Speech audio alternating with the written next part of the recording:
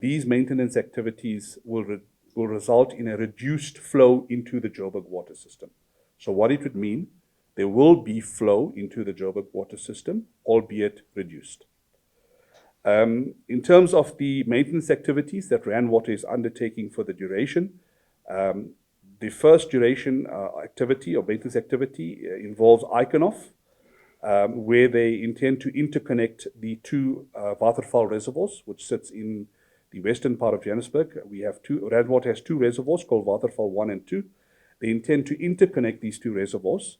The reason being is if they interconnect the two, there's more capacity to feed the Joburg water distribution network. With the reduced flow into the system, we do anticipate that certain areas might have reduced flow, reduced pressure to no waters, especially in the high-lying areas.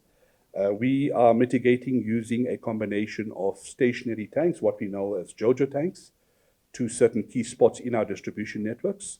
Those will be filled up as well as supplemented by roaming water tankers or water trucks, which will feed water where required.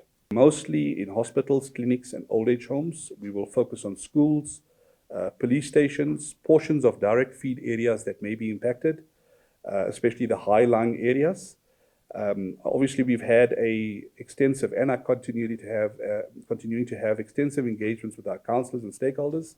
So we will deploy these stationary tanks to much needed areas, and also in consultation with our residents and councillors to ensure that residents have access to water. There's currently ongoing extensive communications to residents and councillors. In fact, as we speak now, there's an engagement that's happening to councillors, and it will continue for the duration of the shutdown and possibly past the shutdown to make sure that we have all the areas restored and have covered those grounds.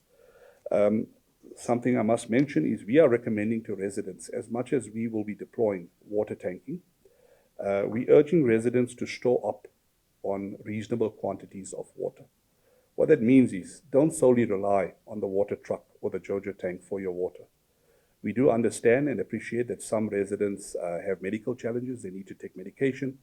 Toilets need water to flush, and also for human consumption. So we're urging residents, as far as practically possible, to store up on reasonable quantities of water. This is not a crisis. There's no need to panic. But for the convenience of having water in your house, we're urging residents to store up water for the duration of the shutdown, as and when required. And having said that, we would prefer if residents do that before the weekend, because the shutdown occurs on the 24th.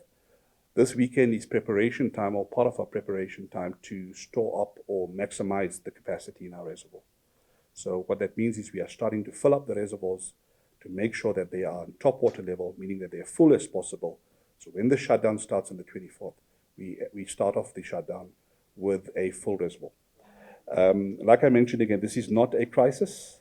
It's planned maintenance. This is not a total switching off of water. This is a reduction of water flow into our distribution network.